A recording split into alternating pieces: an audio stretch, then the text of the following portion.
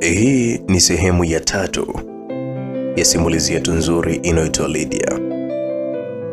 Ni sehemu ambayo inakupasa uwe karibu kabisa kunisikiliza.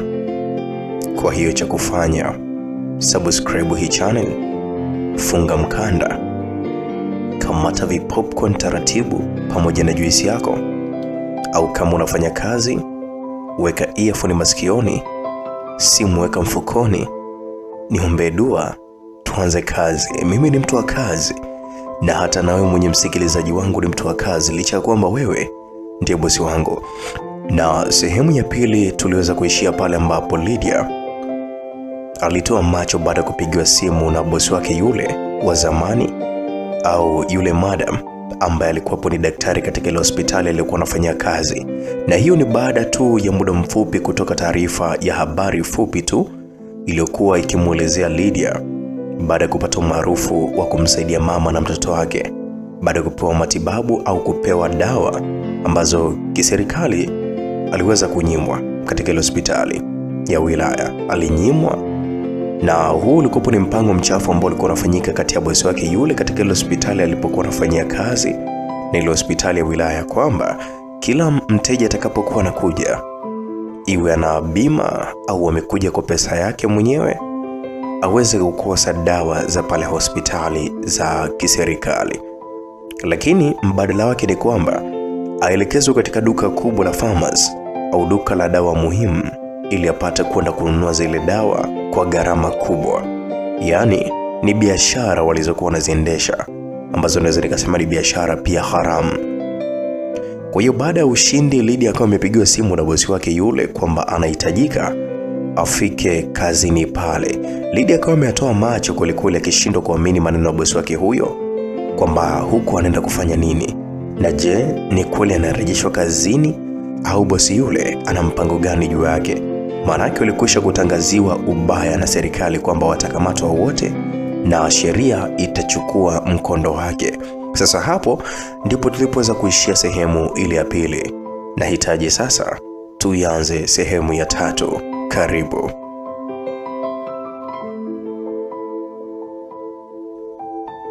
Halo.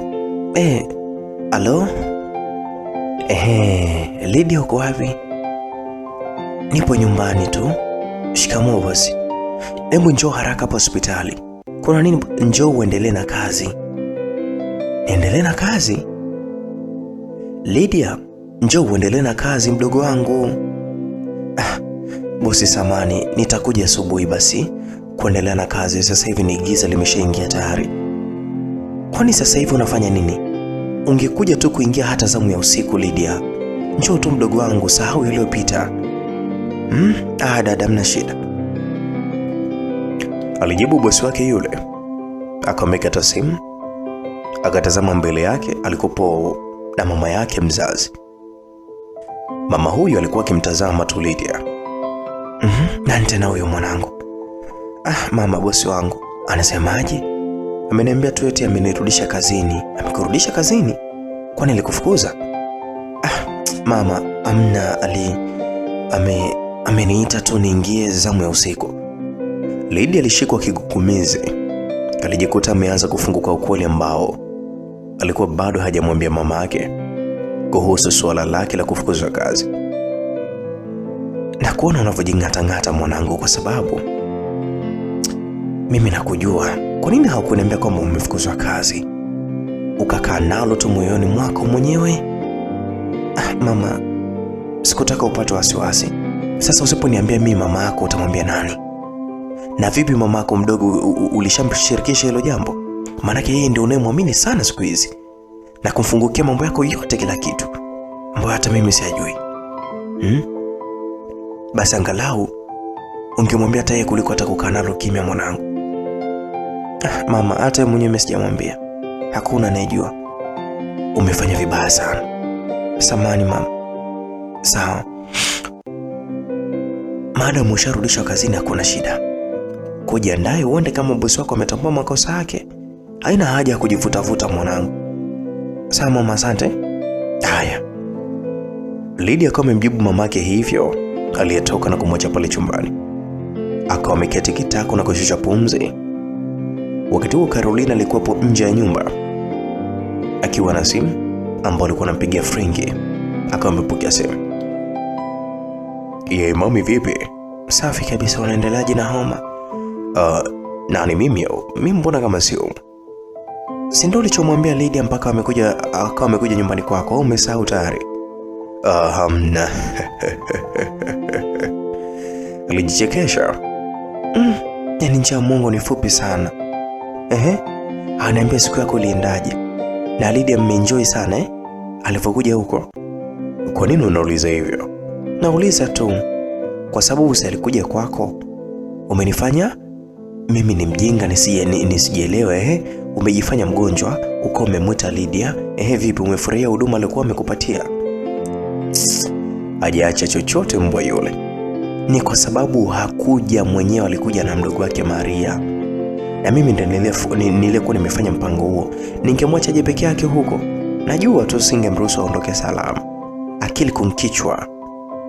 Mwanamama huyo alizungumza na huko akicheka kwa kejeli. Umeshinda bwana, sisemi wala sina usemi, lakini sasa wala hata mimi sikupanga kufanya naye chochote kama ulivyodhani mami. Mimi nakupenda wewe tu na sina mtu mwingine ninayempenda zaidi yako. Na bahati nzuri au vipi, wewe unafahamu hilo. Haukosagi kauli za kunifariji wewe mwanaume. Yaani kila siku unanipenda sana.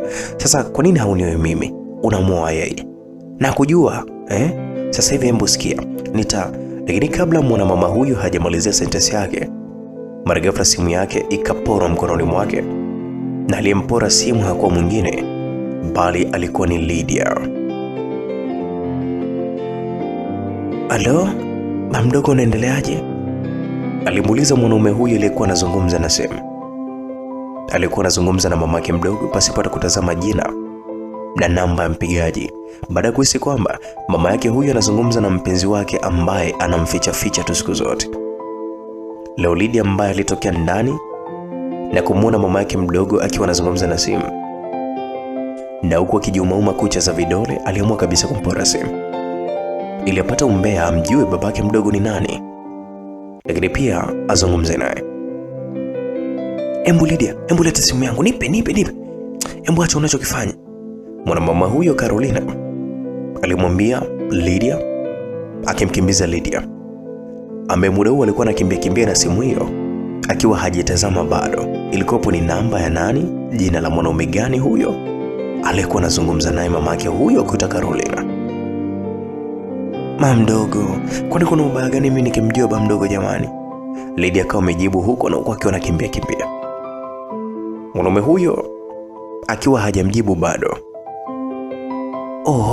Lydia, Mungu wangu, akiiona hii namba wala hiyo picha nilikuwa nimeweka katika skrini, mbona kama kila kitu kitaharibika? Alizungumza kimoyomoyo na huko akimtizama sana na huko akiendelea kumkimbiza ili arudishe simu yake. Msikilizaji, embu tuachane na Lydia katika upande huo, turejee upande wa Steven. Bado alikuwa ndani ya kituo cha polisi kwenye chumba cha mahabusu na huko akiwa ameshikilia nondo. "Asa, nimekosa nini mimi sasa? Wamenileta hapa?" Alibaki akijiuliza sana. Na huko nyuma yake kukiwa kuna mahabusu ya watu wengine watatu walikuwa wamekaa chini, wanaume wenzake hao. Na wakati huo akawa amekuja yule askari mpelelezi na kumchungulia akiwa ndani ya nondo, na kwa askari huyo akitafuna vijikaranga pamoja na vijipipi. "Vipi, maisha mapya unayonaje huko ndani kijana?" "Kwani kosa langu ni lipi afande? Mbona mimi nimeletwa tu humu kituoni nikaanza kufungiwa tu humu ndani, sielewi mikosa langu nini?" "Haujui kosa lako "Ndiyo, mimi sifahamu, naomba tu nipate kunielewesha." "Kijana, wewe ni mgeni hapa mjini, si ndio?" "Afande, unaponiuliza hiyo unaniacha mimi njia panda. Nachotaka mimi tu ni kuelekezwa na kuonyeshwa tu kosa kangu ni kapi. Au kama nilikosa likubwa, wewe niambie tu kosa langu mimi ni lipi." "Unanipangia cha kuzungumza, si ndo marage?" "Hapana bwana afande, mimi sijakupangia cha kuzungumza. Nachouliza ni haki yangu mimi. Mimi nimesaidia tu pale kupambana na wale wahalifu. Wahalifu wenyewe hawajakamatwa na badala yake eti mimi nilikuwa nimesaidia ndo nimekamatwa. Sasa hapo mimi nashindwa hata kuelewa nini kinachoendelea. Na nini ni hatima yangu mimi? Kosa yangu mimi ni nini? Hatia yangu nini? Unaonekana ni maskini sana, ili fukara kwa muonekano, lakini katika akili unajifanya ni mwerevu sana. Hebu nikuulize, unadhani kiuhalisia ni rahisi kabisa tukuamini kwamba wewe haukuhusika katika njama za wale wahalifu? Na vipi kama uliamua tu kuwasaliti wenzako baada ya kuona kwamba mpango wenu umeshindikana? Sisi askari tumefika pale, si unaelewa? Na tulishuhudia mkanda mzima. Kwa hiyo askari alimuuliza hivyo Steven, na kwa kimpulizia maganda ya karanga usoni alokwisha kabisa kutafuna, na mengine alokwisha kuyamenya katika mkono wake. Sasa mimi nahusikaje na wale wahalifu? Sasa ndo ningewazuia eti wasifanye uhalifu wao pale? It doesn't make sense afande. Does not make sense. Haireti mashiko hakuna. Oh wow, na kumbe umesoma unaonekana mpaka unakitafuna Kiingereza vizuri sana. Yaani mimi natafuna karanga lakini unatafuna Kizungu. Sasa mbona umevaa ovyo ovyo? Hauna kazi ya maana sawa na elimu yako? Nywele zako chafu, mavazi machafu yamechakaa. Hiyo inamaanisha nini kijana? Elimu imeishia katika lugha tu? Au ndio ujambazi wenyewe uliokuwa umekupeleka katika pale ukajifanya unaigiza tu kama unaomba kazi, ukajiweka hivyo ili uonekane ni maskini kweli kweli? Kwa hiyo siku ya kwanza tu, ya pili ukaseti tukio tayari wenzako wanakuja kabisa kumaliza mchezo. Sasa naanza kupata ushahidi na kuthibitisha taratibu kwamba wewe ndio mhusika mzuri. Aise, mimi tena. Naweza nikasema Steven alishusha pumzi akiwa ameshikilia nondo. Una shilingi ngapi kama zamana? Bila ya hivi utateseka humu ndani mzee. Unadhani ni rahisi kutoka? Tafuta pesa utatoka, alimnong'oneza yule afande, na huku akiwasha sigara yake na kuweka mdomoni. Yakavuta na kumpulizia Steven mwisho wake. Mimi siwezi kutoa rushwa kwa kosa ambalo nisilolifanya, na hata ingilikuwa eti mimi ndio nimelifanya. Kweli kwangu mimi kupokea rushwa au kutoa rushwa ni jambo gumu sana afande. Oh, basi sawa, haina shida afande. Huyu jamaa ametukana kituo na askari wote humu ndani. Anajiita ni mvuta bangi mzuri sana. Kwa hiyo tafadhali njooni tusaidiane kumshikisha adabu. Askari huyu aliwaita wenzake waliokuwa karibu kabisa zamu, wakasogea karibia takriban askari 4 wakiwa na virungu vyao. Anathubutuje kututukana huyu? Mmoja alizungumza akiufungua mlango wa chumba hicho cha mahabusu alichokuwepo Steven. Wakaingia wote watano. Yule aliyekuwa anazungumza naye na wale wengine 4 aliokuwa amewalika wakawa wamemzunguka Steven, na huko mahabusu wengine wakiwa kimya tu wametulia ukutani. Hawataki kuingilia ugomvi huo usiowahusu, wasije kuambulia kipigo. Sasa mimi mbona kama sijamtukana mtu afande? Mbona mnanisingizia tu jamani? Asa Steven alijitetea sana, lakini hakuna aliyemsikiliza hata mmoja. Akamkalisha chini kwa kumpiga kirungu cha mgongoni, akawa amepiga magoti kwa Steven. Mkaguzi wa jeshi la polisi kanda maalum amefika sasa hivi. Askari mwingine aliyekuwa hayupo katika kundi hilo alikuja kuwapatia taarifa wenzake. Kwa hiyo kwa haraka askari hao 5 wakawa wametoka ndani ya chumba hicho cha mahabusu na kwenda kuonana na ugeni huo, ikiwa ni majira saa 2 za usiku tayari. Ndio ikawa pona ya Steven ambaye alibaki amepiga magoti tu pasipo hata kuendelea kuadhibiwa na virungu. Baada kama dakika 15, mkaguzi huyo wa polisi alikuja katika upande wa vyumba vya mahabusu pale kuweza kukagua hali za vyumba, kikiwemo ilichokuwepo Steven katika kituo hicho, kituo kikubwa cha polisi na hali ya mahabusu akiongozana na mkuu wa kituo hicho cha polisi na yule askari aliyekuwa anamtishia Steven na kumomba rushwa. Kwa hiyo mahabusu wote wakawa wameamriwa wasimame, wakasimama akiwemo Steven. Hawa ndio mahabusu wa chumba cha kwanza afande. Mkuu wa kituo alimwelekeza kwa unyenyekevu askari huyo mkaguzi ambaye amemzidi cheo. Akatikisa kichwa akitazama tu, na mara akawa amesimama kumkazia macho Steven. Steven, ni wewe ninayekufahamu mimi au sio wewe? Oh, kamanda huyu mkaguzi alimuuliza Steven, ambaye naye mwenyewe alimkazia macho kumtazama. Afande Leonard, ni mimi Steven, wala hata haujakosea. Unafanya nini humo ndani mahabusu? Hebu mtoeni haraka huyu, aliwaamuru askari, akiwemo yule aliyemweka mahabusu na aliyekuwa anataka apewe rushwa. Kwa hiyo haraka wakaingia ndani na kusudi kumtoa. Kwa hiyo Steven alitoka ndani ya kituo hicho cha polisi, akasindikizwa na askari wawili, mmoja wapo akiwa ni yule ambaye alimweka ndani kwa tuhuma za kumsingizia. Sasa wakiwa wameagizwa wamhakikishie ulinzi kijana huyu mpaka atakapofika anapoishi. Alizungumza Steven, mnaweza tu kurudi afande, mimi nitafika tu nyumbani salama, wala hakuna shida, aliwaambia askari hao. Wakatazamana na kutikisa kichwa kwa kubaliana uamuzi wake. Akamwondoka taratibu kwa mguu, ikiwa ni majira saa 3 za usiku. Hivi huyo kamanda mkaguzi ana uhusiano gani na huyu kijana? Kijana hohe haya sijulikana mbele wala nyuma. Mbona mambo ajabu sana afande? Askari yule aliyemweka Steven ndani aliulizwa na mwenzake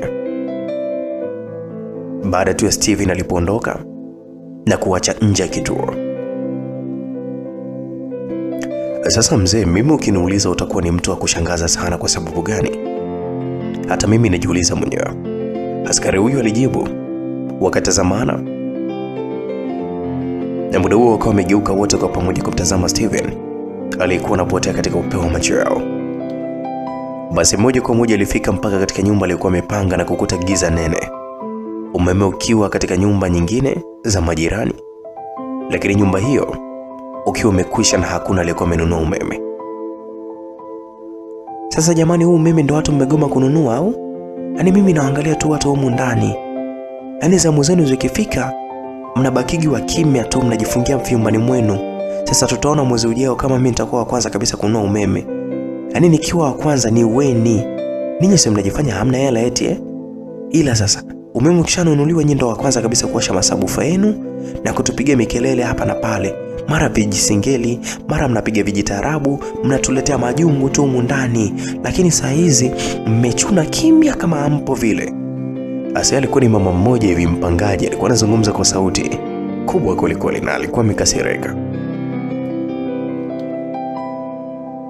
Waambie dada tena wasikie, waelewe, watu tunagaa gizani kisa na huyu mgeni huyu naye sijui afuatwa chambwe tu.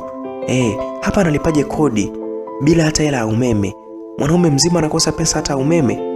Na hapa mjini amekuja kufuata nini? Singebaki huko kijijini kwa Mbwinde huko alime na kufuga ming'ombe.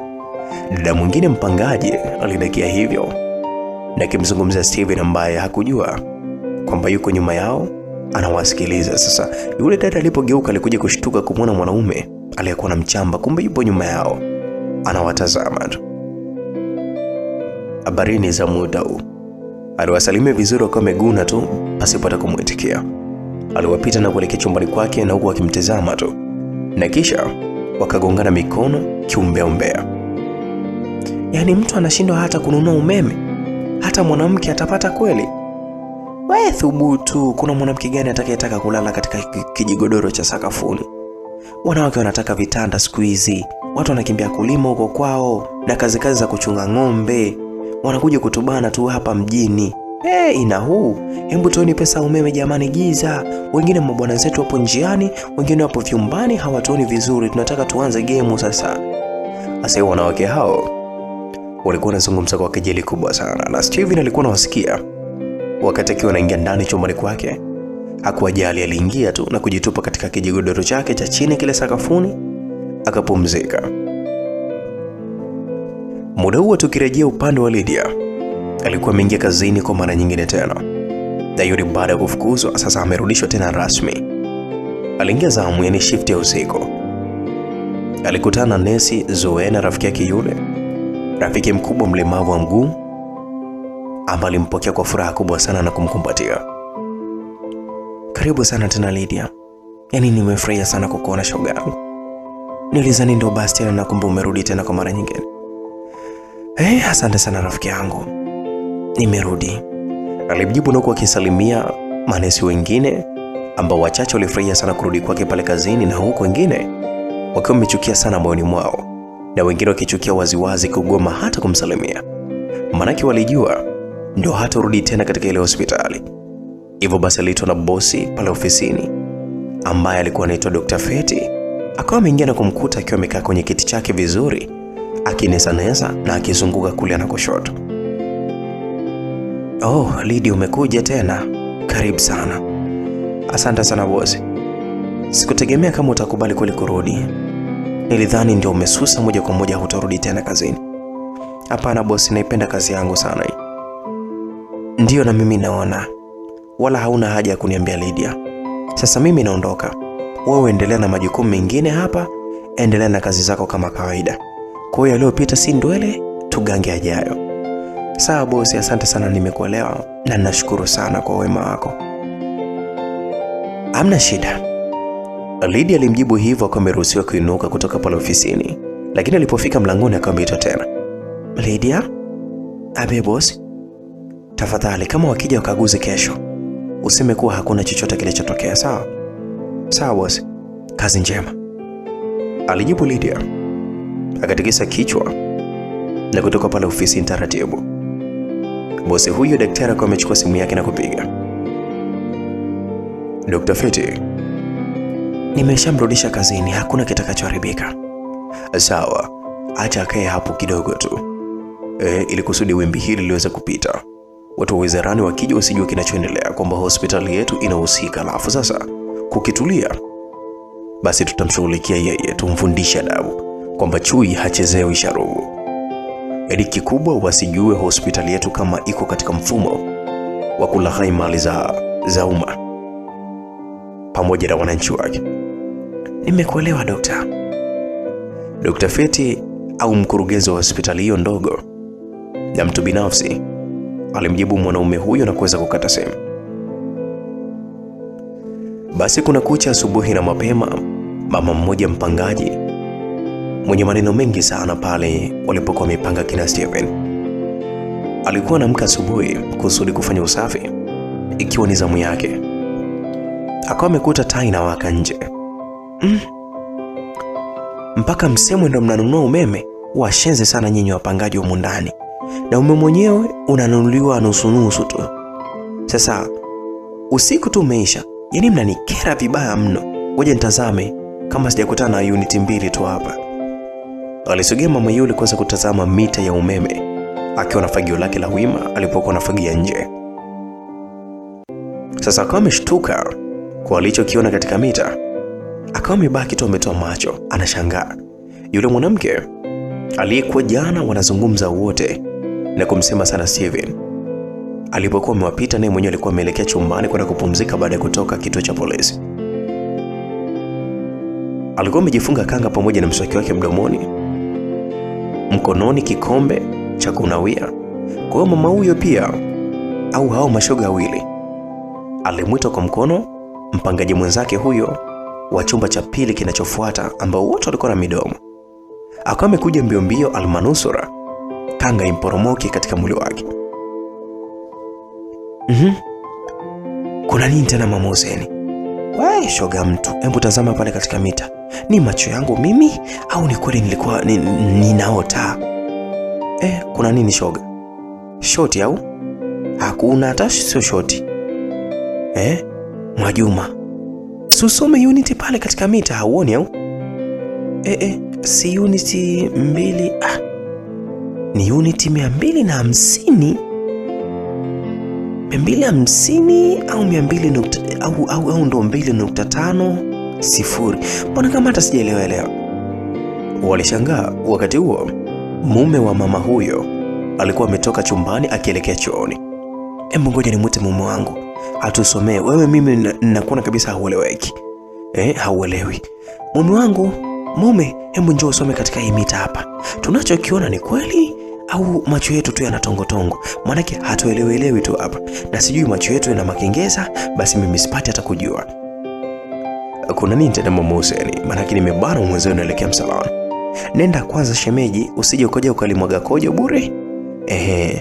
Yule mwanadada akawa amemwambia hivyo. Hebu wewe koma kumtania mume wangu wewe, umesikia? Mama Hussein alimgeukia mpangaji mwenzake huyo.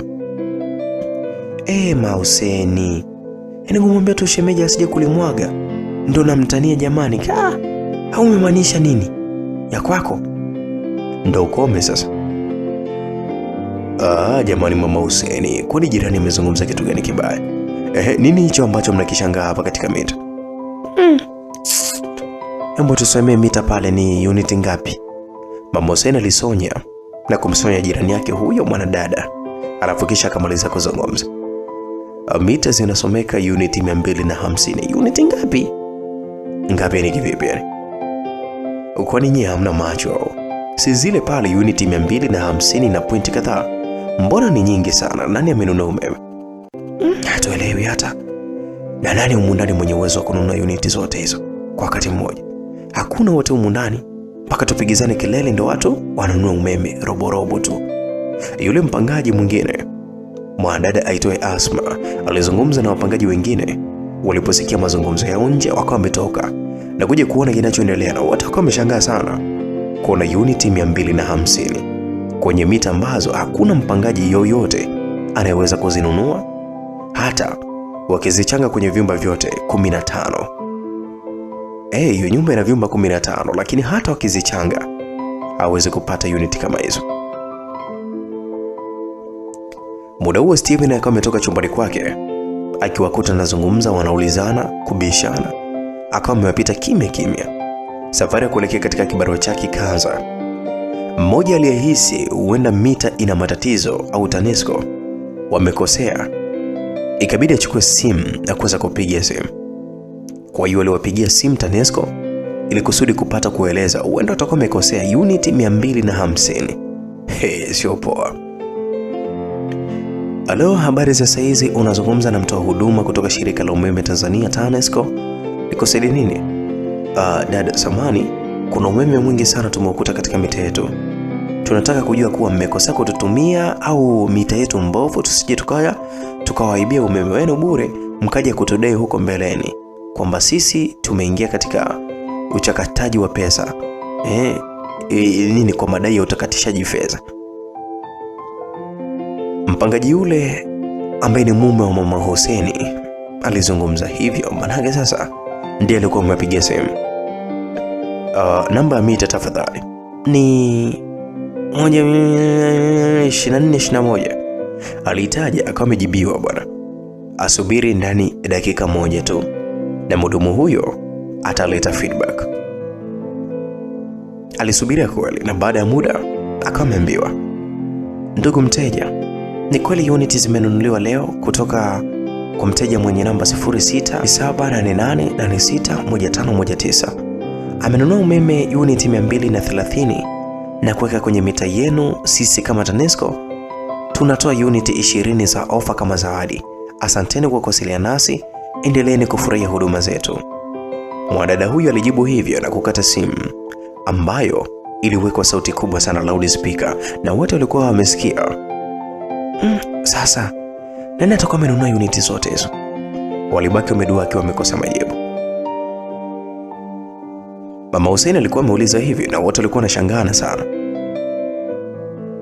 Maana kila mtu alikosa majibu na kila mtu alikataa kwamba amenunua umeme mwingi wa gharama kiasi hicho. Na mama mwenye nyumba alipopigiwa simu na mwenye alikanusha kuweza kununua huo umeme. Yule kaka wa chumba kile pale mgeni alihamia juzi, sijui jana. Asma aliuliza. We Asma wewe, umeisha cha kuzungumza? Yule kaka ambaye hana hata godoro la kulalia, mpaka jirani wa chumba cha 3 hicho amempa kijigodoro kidogo tu kilichokuwa kimechakata ndike pale chini, ndo anunue umeme wote huu? Anaumwa labda. Hiyo buku tu kipata kwake ni shida, aanze kununua umeme wote huu? Mama Hussein alimjibu akimzungumzia Steven ambaye sasa alikwisha kuondoka kibaruani. Na wote katikisa kichwa kukubaliana maneno ya mwanamama huyo, na kisha wakametawanyika mmoja baada mwingine, baada tu ya kutokupatikana ukweli kuhusu mtu aliyenunua umeme pale nyumbani. Umeme mwingi, unit 250, ingawa kila mmoja alitamani aseme kwamba ni yeye hasa mama mwenye nyumba au mama Hussein. Lakini sasa angeulizwa amepatia wapi hiyo pesa, na kwa nini anunue umeme wote huo ambao utatumika miezi mingi sana kuliko atakufanya mambo ya msingi na kimaendeleo. Na huenda hata wanaomdai wakiwemo wanaopangaji wenzie wangemkabako awalipe pesa zao, kama wanaweza kuzitumia vibaya kununulia umeme kiasi hicho awapatie tu. Na upande mwingine wa Steven alirejea barabarani kuendelea na vibarua vyake vya kila siku, lakini akahamia mtaa mwingine, so ule wa barabarani kabisa, kwenye duka la yule mama wa Kichaga pamoja na mumewe. Kwa sababu alijua yupo kituoni, wangemuona tu uraiani wangeanza kumshangaa na kumuuliza maswali mengi sana lukuki. Aliomba kibarua katika nyumba moja kubwa iliyokuwa inajengwa. Aliomba kazi ya kusomba mchanga, akawa amekubaliwa kwa malipo shilingi 3,000 tu kutwa nzima. Akawa amekubali kuungana na mafundi pamoja na vibarua wengine waliokuwa kubiza kabisa kufanya kazi hiyo.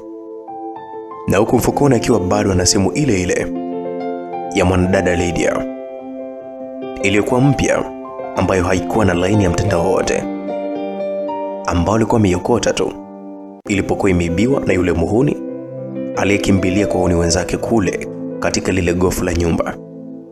Na huku akishindwa kabisa jinsi ya kumpata mwanadada huyo Lydia, ambaye mpaka sasa hivi hajui jina lake wala fahamu mahali alipokuwa anaishi.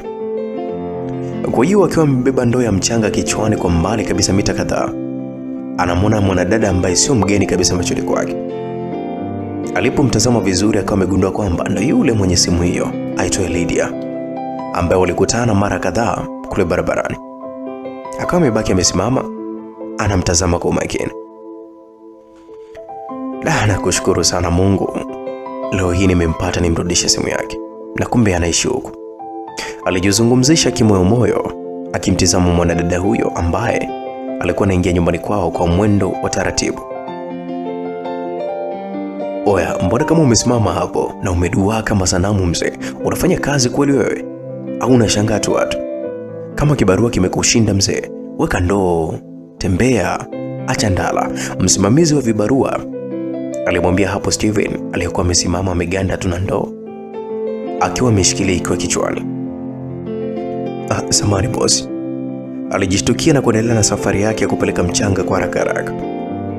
Akiwa amebeba ndoo kichwani, ameweka kichwani t-shirt lake alilokuwa amelivua na kulitengeneza kama ngata. Kama ngata ya kumzuia asiumizwe na ndoo, na huku macho yake yote yakiwa kule kwa kina Lydia. Lydia mwenyewe akiwa ana hili wala lile, aliingia nyumbani kwao taratibu kabisa, akiwa amechoka na macho akiwa amemvimba kwa usingizi. Akawakuta mama yake mwanamama Zipora akiwa sebuleni, na muda huo akiwa anafanya usafi, mama yake mdogo Carolina akiwa bado anauchapa usingizi chumbani kwake. Alimsalimia mama yake yule na kuingia chumbani kwenda kujitupa kama mzigo, na usingizi ukiwa umemwelemea. Mama yake akawa amekuja kusimama mlangoni akimtizama binti yake. Pole Lydia, naona upo hoi. Wewe acha tu mama, sijawahi kuingia zamu ya usiku, mbona hii nitakoma? Ndo kazi tena mwanangu. Vipi bosi wako anasemaje? Si ungekunywa kabisa chai hapo alafu uweze kulala? Mama, tutaongea bana, mimi nikiamka ndo nitakunywa chai pia. Niona kama marunya tu hapa kichwani kwangu. saa 5 au saa 6 mama mniamshe. Sawa? Nitakuamsha saa 5 mwanangu, sawa? Alafu saa 6 itakuwa mchana sana. Maana yake itakuwa tayari kabisa utashinda kunywa chai. Tumbo lako linatakiwa lipate kitu cha moto kwanza. Mamake alimjibu hivyo na kurudisha mlango. Akametoka na kuelekea nje. Akakutana na kijana mchafu sana nje, tangu kichwani mpaka miguuni amejaa vumbi la t-shirt yake alikuwa amevaa. Na ilikwisha kuisha, imejaa mchanga na kuloana kabisa. Akiwa kama kichaa vile. Yaani alikuwa amechoka sana. Shikamoo mama. Marhaba. Alimwitikia kwa mkato tu. Na huku mama huyu akiendelea na shughuli zake za kawaida, akiweka maua yake vizuri nje. Samahani mama, nilikuwa namuulizia dada mmoja hivi, mrefu kiasi. Areshepu hivi rafu ni nesi. Rangi yake ni maji ya kunde, ana macho makubwa kidogo. Anishi hapa ni nesi, anavaa sare. Steven alizungumza na kuongelea sifa za bidada Lydia kwa sababu hakumjua jina lake. Mama huyo akawa amemgeukia na kumkata jicho kuliko ile, akamtazama. Alimpandisha kutoka juu, akamshusha mpaka chini miguuni. Alimtazama mpaka utosini. Yaani mama ni kama alionyesha dharau. Na kisha akamshusha kutoka kichwani, utosini mpaka chini miguuni tena kwa mara nyingine. Mdada ana shepu, mara rangi ya kunde, mara nini? Mbona hata sikuelewe kijana? Shida yako nini? Yaani shida ni nini ipi? Yaani nini hasa? Mama, nina mzigo wake huyo dada, tafadhali bwana, niitie. Mzigo upi? Wako nao wewe? Nina simu ya. Na hapo kabla Steven hajamalizia sentensi yake ile, nyuma yake honi kali ya gari ilipiga. Akawa ameshtuka na kusogea pembeni. Ilikuwa ni gari ndogo aina ya Toyota IST. Likasogea mbele ya nyumba yao hiyo. Alipomtazama dereva gari hilo, akamkumbuka kwamba alishawahi kukutana naye siku ya kwanza alipokuwa ameingia mjini. Kwa hiyo kijana huyo akamtukana baada ya kunusurika kumgonga gari ambalo sio hili alilokuwa amekuja nalo. Sasa kijana huyo dereva alikuwa ndani ya gari ambaye alikuwa anaitwa Frank, naye mwenyewe akawa amemkazia macho Steven na kusimamisha gari na kisha akamshuka. Oh wow jamani, mkwe huyo. Shikamoo mama. Karibu mwanangu, karibu sana ndani. Mama huyo alimchangamkia sana. Hapana mama, wala tasingi ndani leo, naomba niitie tu Lydia hapa nje. Kwa nini tena Frank jamani? Niitie tu mama, nina shida naye kidogo tu na sitatumia muda mrefu sana. Lydia alikuwa kitandani chumbani kwake akiuchapa usingizi. Kwa hiyo mama yake akajiongea, akafungua mlango taratibu na kusogea mpaka kitandani kwake. Akawa amekaa pembeni yake na kuanza kabisa kumtikisa kidogo. Akaanza kumtikisa tikisa pale kusudi tu binti yake aweze kuamka. Lydia? Mama, kwani saa ngapi saa hizi mama? Si nikwambia saa 5. Saa 3 mwanangu. Si nikwambia mama uniamshe saa 5 au saa 6 mama. Takunywa chai baadaye. Takunywa chai baadaye mama. Sasa hivi mimi nimechoka sana. Frank amekuja mwanangu, anataka kukuona wewe. Kidogo tu, jitahidi amka. Mama nimechoka na usingizi sana. Alalamika sana na kwa kinuka na kuketi kitako, akijifikicha macho yake. Njoo msikilize mwenzio na ndipo uweze kurudi kulala. Mamake alimwambia akitoka chumbani humo na kuelekea nje alipomwacha kijana huyo Steven akiwa amesimama tu. Na huko Steven sasa naye akiwa amesimama mita kadhaa, akageuka na kuanza kuondoka baada ya kushindwa kabisa kumpata alikuwa anamtafuta na kuishia kujibiwa tu majibu ya hovyo na yule mama wa msichana huyo.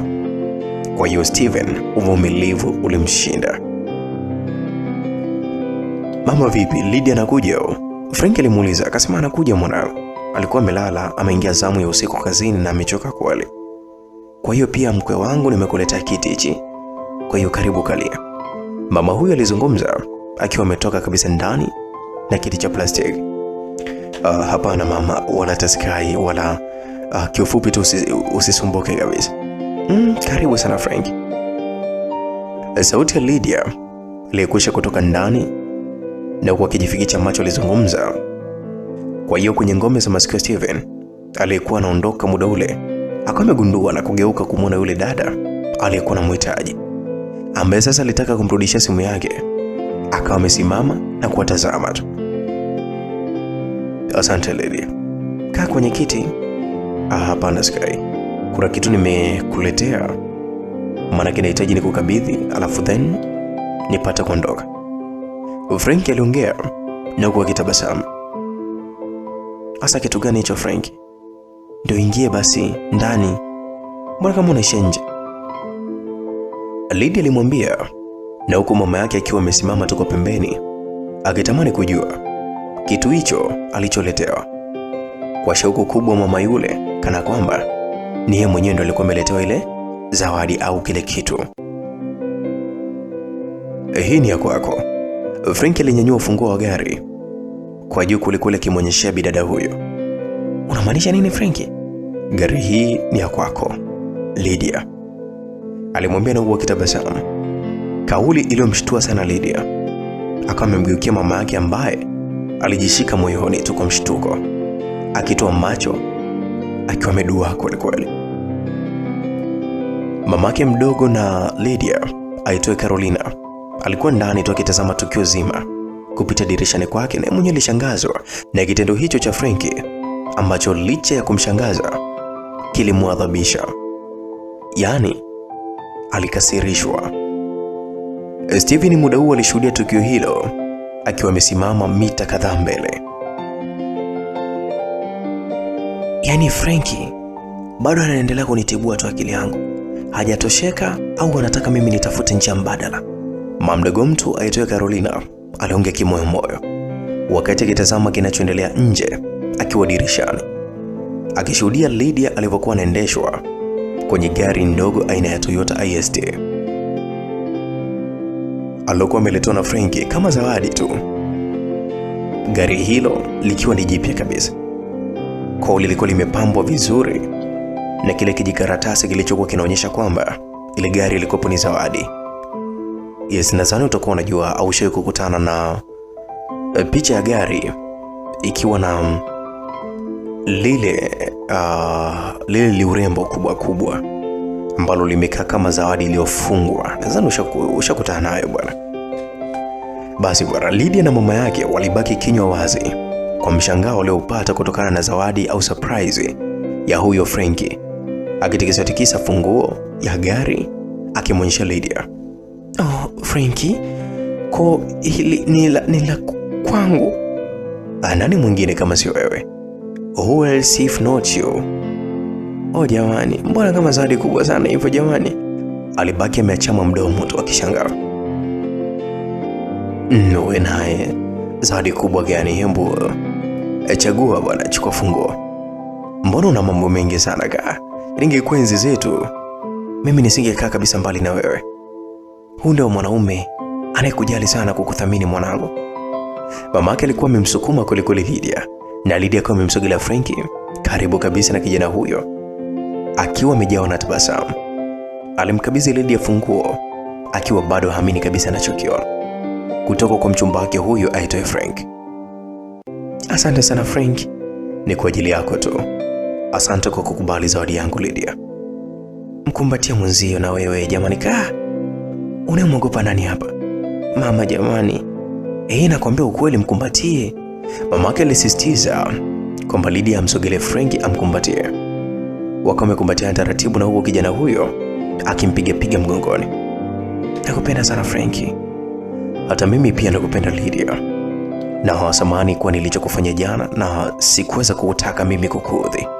Kwa nimeamua kuja kuomba msamaha kwa namna hii. Mimi nishakusamehe Frank toka jana, na hukupaswa tu kujitetea kwa namna kama hii. Sijajitetea sana Lydia, kwa sababu haujayajua kabisa maisha yangu kwamba kitu kama hiki ni jambo dogo sana kwangu. Kwa nina mengi sana kwa kufanyia ambayo hautakuja kabisa kujuta kuwa na mimi. Hii nyumba yetu nataka nibomoe hapa, nijenge ya ghorofa moja, manake haina hata hadhi tena kukaa msichana mzuri kama wewe. Kwa hiyo wewe ni mchumba tajiri, inabidi tu ujiongeze. Frankie, mbona makubwa hayo jamani kiasi hicho? Nyamaza Lydia. Mimi nikisema nimeshasema, sibadili kauli yangu. Alizungumza na huko mama yake Lydia akimsikia. Akageuka kwa haraka kukimbilia ndani kwenda kumuita mdogo wake Carolina. Mwanamama huyu alipomwona dadake anakuja ndani, akamuondoka sebuleni haraka na kukimbilia chumbani kwake ili tu asijulikane kwamba alikuwa sebuleni anachungulia dirishani. Na hata kushuhudia tukio kama hilo, mwanamama huyo Zipora au mamake Lydia alielekea moja kwa moja kumgongea chumbani, na kisha kwa ameingia ndani na kumkuta mdogo wake huyo akiwa anapanga nguo kutoka pale kitandani. Carolina, njoo uone huku, mambo ni moto kulikuli mdogo wangu.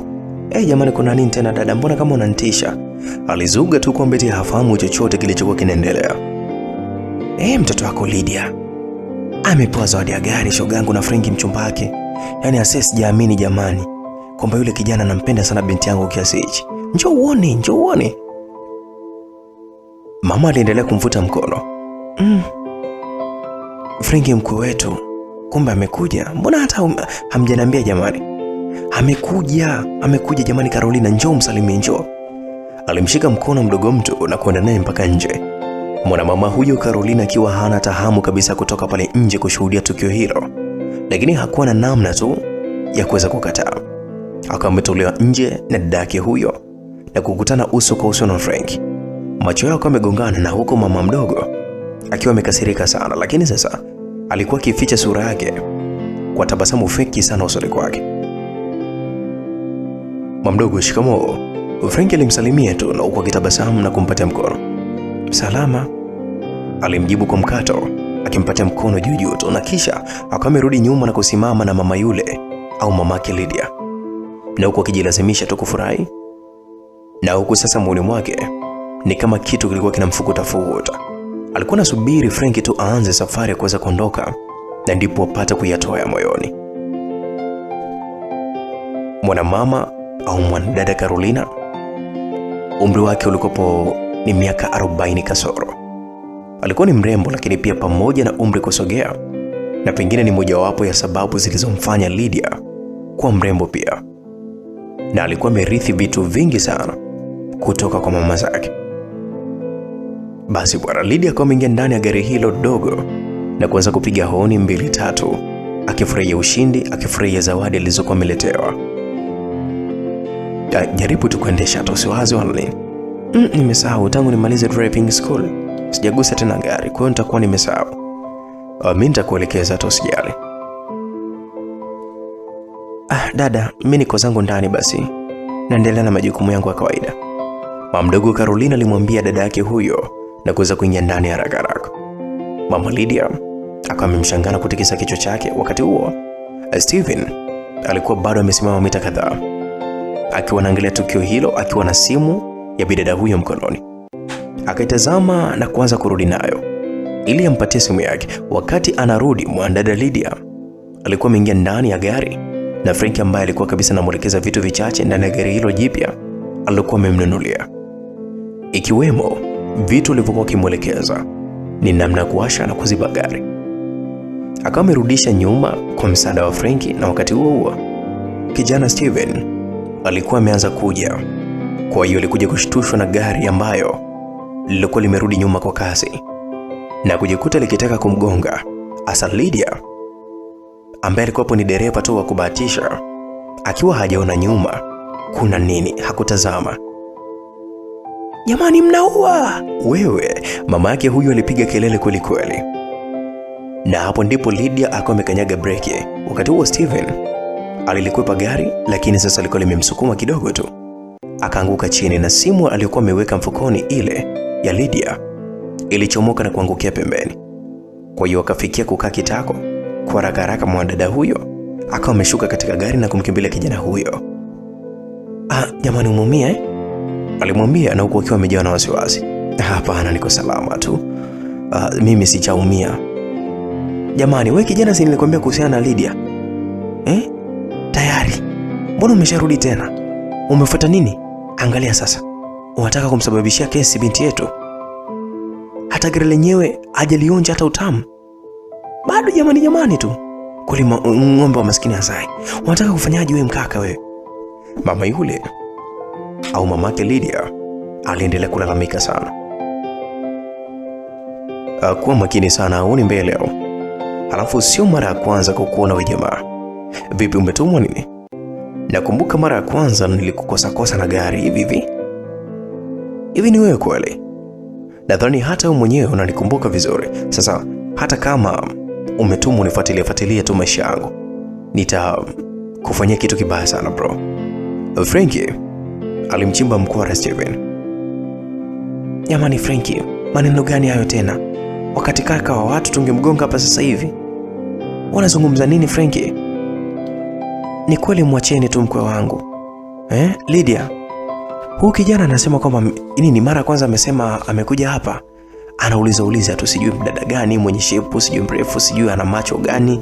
Sasa alikuwa anatafuta nini majumbani mwa watu asubuhi. Kachafuka kama vile kichaa. Muone kwanza. Mkwe wangu nadhani unamjua vizuri, atakushughulikia. Mama Lydia aliungana na mkwewe mtarajiwa Frankie kumsimanga Steven, ambaye aliinuka taratibu na tena akianza kujikung'uta tu vumbi kwa kutumia mikono yake. Samahani jamani, samahani. Steven aliomba radhi, akageuka taratibu kabisa kurudi alipokuwa ametoka. Wakawa wamebaki wote watatu wakimtizama tu. Mama yake Lydia, Frankie, na hapo alikuwa amemkazia macho, na huko sasa Lydia mwenyewe akiwa amemwona huruma sana. Wakati huo simu ya Frankie ikaanza kuita, na akaomba radhi Lydia pamoja na mamake, na kisha akamsogea pembeni kabisa. Baada ya kusogea pembeni akawa amepokea simu. Aro boss. Uko wapi Steven? Sauti yenye mikwaruzo ya mwanaume huyu ambaye alikuwa anaonekana ni umri umeenda sana, yani ni mzee. Ilimuuliza, akasema kwamba niko nyumbani. Mzigo wako uko wapi? Mzigo wako niliufikisha hapo ofisini. Vipi, hawajakuambia chochote boss? Wameniambia, lakini nimeona tu cocaine tu hapa. Heroin sijaiona. Kwa hiyo naona kama unanichezea akili sana Steven. Boss, umeona moja tu. Mbona hizo zingine mimi niliweka hapo? Nikazifunga pamoja. Steven alipigwa na butwaa huku akitazama tu pembeni kama kuna mtu akiwa anamwangalia. Nimekubia nataka mzigo wangu, la sivyo Steven mimi nitakuwa. Sitajali kwamba tumefanya biashara hii kwa muda mrefu, sitaangalia hilo swala. Sauti hiyo ilimwambia Steven na kukata simu. Nataka mzigo wangu, la sivyo nitakuwa Frankie. Kwangu mimi urafiki na mtu katika biashara sina. Mzee huyo aliongea na kukata simu. Frankie akabaki akitazama tu ile simu na kushangaa. Nani alichukua mzigo wa huyo mzee tena wakati mimi niliufikisha salama? Ase huku kutafutiana ubaya sasa. Aliongea kwa sauti ya chini sana. Kwani kuna tatizo lolote Frankie wangu? Eti my love. Mara aliitwa nyuma. Kutazama hakuwa ni mwingine bali Lydia. Hakuna tatizo lolote Lydia. Ni masuala ya kazi tu, unajua tena. Na vipi ulikuwa nyuma yangu muda mrefu Alipigwa na wasiwasi, akisi huenda mwanadada huyo amesikia kila kitu alichokuwa anazungumza kati yake yeye na bosi wake alikuwa amepiga simu. Hapana, nimekuja sasa hivi tu. Kwa nini lakini unauliza hivyo? Nimeuliza tu. Naweza nikasema kwamba embu Lydia, tutaonana baadaye kidogo. Mimi nimepata dharura mara moja. Sasa mama ameandaa chai kwa ajili yako. Alafu unaondoka tena. Sungekunywa kwanza chai Frankie. Hapana, nitachelewa, nimepigiwa simu sasa hivi. Kwa nahitajika haraka sana ofisini. Basi sawa, uje basi baadaye, mimi nitaandaa chakula kwa ajili yako babangu, sawa Na hata baba atakuwepo. Basi haina shida. Utaniagia bi mkubwa huyo. alimwambia Lydia, ambaye alitikisa kichwa kishingo upande tu. Frank akawa amejisimamisha na kuanza kujiongea taratibu na kusimamisha bodaboda na kuondoka nayo. Maana alikuja na gari ndogo aina ya Toyota IST, na hii ni kwa ajili ya Lydia, na sasa anarudi mwenyewe tu kwa miguu. Lydia akawa amempungia mkono na kumuaga. Wakati huo mama yake alikuwa anatoka ndani, yani jikoni.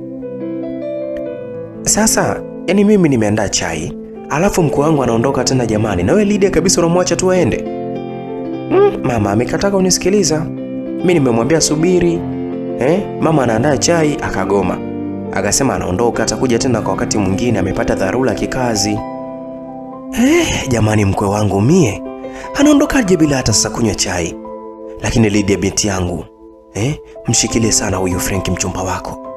Maana ukimwacha tu mikononi mwako, wanawake wengine watamdaka na kukusaidia kabisa kumchuna na kumpoteza. Mimi nakwambia ukweli, utamkosa huyu. Mama na wewe bana, na haya bana, nimekuelewa. Haya, nipelekage basi na hilo gari lako sokoni mwanangu. Na mimi basi nikatambe jamani mtaani, mwanangu ana kagari. Nipeleke basi mwanangu. Mama, hata hiyo leseni yenyewe ya udereva sina. Udereva wenyewe kwangu mimi wa mashaka. Nitajifunza kidogo kidogo, nitakuendesha tu, na sio tu kukuendesha tu peke yako mamangu. Mpaka nao mwenyewe utajifunza gari. Na hata utaliendesha mwenyewe. Ukimpakia mama mdogo Carolina, utampakia mzee. Si unajua tena, lakini mama mdogo Carolina mwenzako anajua kuendesha gari tayari. Yule si walikuwa na gari, yeye na mumewe. Yule mwanaume wake yule alikuwa ameachana naye. Sasa mimi unataka mimi nikaparamie magenge ya watu? Nikaparamie maduka ya watu? Mimi hata sijui kuendesha gari mwanangu. Kwa hiyo itabidi unifundishe taratibu taratibu, nipate ka uzoefu kangu niingie barabarani. Hakuna mama. Mbona mabi mkubwa wenzako wengi tu wanaendesha magari? Wewe miaka 50 tu, kitu gani ambacho cha kukiogopa hapo? Wewe bado mbichi, bado kijana kabisa mamangu. Lydia alimwambia mama yake, na huko akitaka kabisa kuingia ndani na kucheka. Kile ni nini pale chini mwanangu? Mama aliuliza alipoona kitu pale chini alipokuwa ameanguka yule kijana Steven. Lydia ikabidi sasa asogee kukitazama. Hii simu yangu mama. Simu gani tena? Kwani simu yako sipo ndani? Kitu chenyewe hicho, mbona kama amekiangusha yule mwanaume ambaye haeleweki tu? Lydia aliangalia. Embo mwanangu, tazama vizuri usije ukaja ukabeba bomu Sawa Amna mama, ni simu yangu. Basi itakuwa alikuwa na simu yangu. Sasa ameipata wapi jamani? Lydia, hiyo simu yako sasa ameitoa wapi? Au alikuwa amekuibia au? Hata sielewi mama, ngoja mimi nimfuate. Umfuate uende wapi? Unajua anapokaa yule? Unajua anapotoka? Kama nilijambazi lile au lijini? Nataka tu nimshukuru mamangu. Embo tulia zako hapa. Utampatia wapi tena? Na umshukuru kwa kipi sasa? Wakati inaonekana alikuibia. Mama hakuniibia. Inaonekana ameiokota tu. Na kwa alivyokuwa amechafuka yuko mbali kabisa, atakuwa yupo hapa au yupo hapo katika hiyo nyumba ya ghorofa inayojengwa hapo. Ngoja mimi nikamwangalia hapo mama. Samani lakini. Lydia alizungumza na huko akiondoka kwa haraka. Embu Lydia, unaenda wapi wewe? Hebu rudi hapa. Mama yake alimfuata nyuma na kujaribu kabisa kumzuia, lakini sasa Lydia hakusimama, kaenda moja kwa moja mpaka katika ile nyumba ya ghorofa iliyokuwa inajengwa. Aliwakuta mafundi wachache tu wakiwa wanaendelea na ujenzi, akawa amemfuata fundi mmoja. Habari yako? Safi tu mrembo, leta maneno. Kuna kaka mmoja namuulizia, ni fundi, amevaa bukta na singlet hivi ya blue. Yuko wapi? Mafundi ndio sisi unaotuona hapa tunajenga. Huyu fundi mwingine ni wa kutoka wapi sasa? Wote hao wengine tu ni vibarua. Okay, samani. Atakuwa yuko wapi? Labda ndo huyu ambaye utakuwa unamsemea. Vibarua wote wameshamaliza kazi yao ya kusomba mchanga, muondoka makwao. Mpaka kesho tena, njoo kesho dada. Sawa kaka, asante. Mrembo unaitwa nani? Mimi naitwa Lydia. Jina zuri sana kama ulivyokuwa wewe mwenyewe. Nichie basi namba yako ya simu. Kakaangu nitakupa kesho nitakaporudi, hata usijali wala nini. Unaringa kama ina TV ndani na wewe. Hiyo uiringie bana, usiringie kiasi hicho. Itaenda kuliwa na nyenyere hiyo. Usiringie sana. Asifu ndi huyo mwenye tamaa alikuwa amezungumza kwa kejeli. Wakati huo Lydia akiondoka taratibu na huko akitazama tu kulia na kushoto kama anaweza kubahatika kumuona ule Steven ili apate kumshukuru na kumrudishia simu yake ambayo angeweza kabisa kukaa nayo pasipo hata kumrudishia, kwa sababu kwanza hakuwa anajua mahali alipokuwa ameipotezea na mtu aliyekuwa ameiokota hakumjua au kumwibia, na kitu kingine haikuwepo na line ya simu ndani, yani ile simu ilikuwa ni mpya kabisa. Basi bwana, upande mwingine Frank alikuwa katika bodaboda. Alikuwa kimuhimiza dereva kimbize kwelikweli mpaka wakafika katika jumba moja kubwa la kifahari, na li jumba la ghorofa mbili nje kidogo ya jiji la Dar es Salaam. Jumba lenye ulinzi mkali sana wa walinzi wenye suti nyeusi getini wakiwa wamevalia miwani myeusi pia. Akawa ameshuka na kumlipa dereva bodaboda pesa yake, na kisha akaelekea getini ambapo walinzi wakamzuia mlangoni na kuanza kumpekua mwilini mwake kama na silaha au aina yoyote ile, na kisha wakawa wamemruhusu aingie ndani ya jumba hilo kubwa lilikuwa limejificha peke yake nje kidogo ya jiji la Dar es Salaam, likiwa lina ukuta mrefu uliojaa kamera za kila aina. Hivyo basi aliingia kwenye ua mkubwa kabisa wa jumba hilo ambao ulikuwa na maegesho magari mengi sana mazuri na tena kifahari zaidi ya 20. Na kuna bwawa kubwa la kuogelea, yani swimming pool. Akina dada warembo walikuwa wanaogelea katika maji hayo sambamba na vijana kama yeye, yani rika la Franki. Sasa huku mzee mmoja mwenye jumba hilo ajulikana kwa jina la Mzee Kole almaarufu kwa jina la Don, akiwa amejilaza kifudifudi kwenye kitanda maalum cha kupumzikia pembeni mwa hilo bwawa, yani swimming pool. Na hapo alikuwa akifanywa huduma za kukanda kando, yani massage, na akina dada warembo kulikweli waliovalia mavazi yao nusu uchi, ili kwamba nadhani utakuwa unanipata vizuri. Nguo ile ya ndani ni zile zenye mikanda mitupu, yani ni vipira tu au vimikanda vilivyopita, lakini katika kifua vijisidiria fulani hivi ambavyo haviwezi kabisa kuzuia mtu kutokumuona vizuri.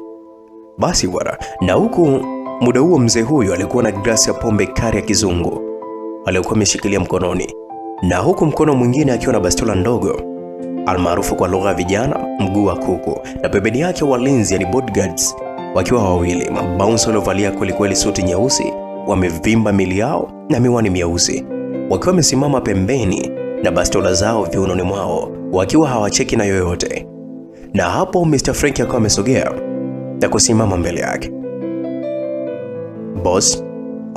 Frankie, naona umeamua kuja mwenyewe. Ya ndio boss. Habari ulizoniambia ase zimenishtua sana. Unajua kuwa fika huwa sipendagi kuchezewa katika swala zima la biashara yangu.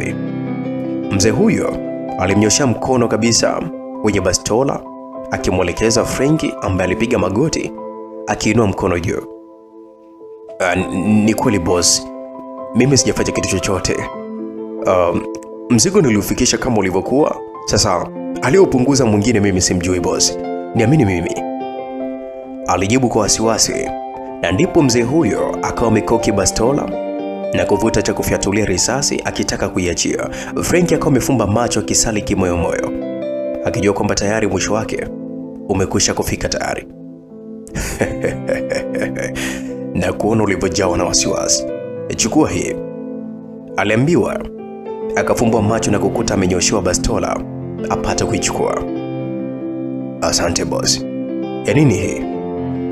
Aliuliza akipokea kiwoga.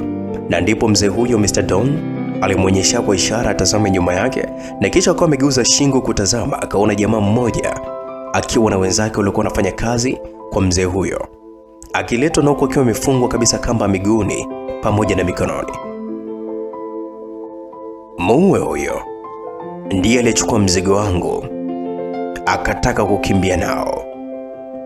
Mzee Kole au Mzee Don aliweza kumwagiza Frank, ambaye alikuwa amesimama kwa hasira na kumtazama mwenzake huyo ambaye alitaka kabisa kumponza na kutaka kumfanya yeye au wawe kwa kosa la kutokulifanya.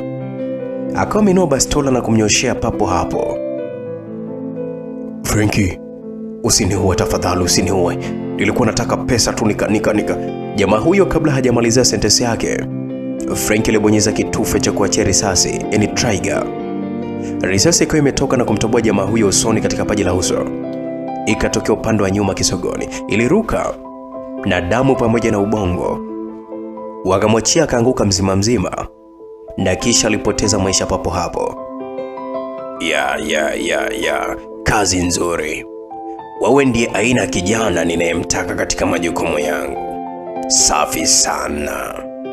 Mzee Cole alimpigia makofi Frankie kwa kumpa sifa nzuri kabisa katika utendaji wake wa kazi. Frankie baada ya kumtwanga risasi jamaa huyo aliyekuwa msaliti ambaye aliiba nusu kilo nzima ya dawa za kulevya aina heroin, ambao yeye ndiye alihusika kufikisha mpaka ndani ya jumba hilo.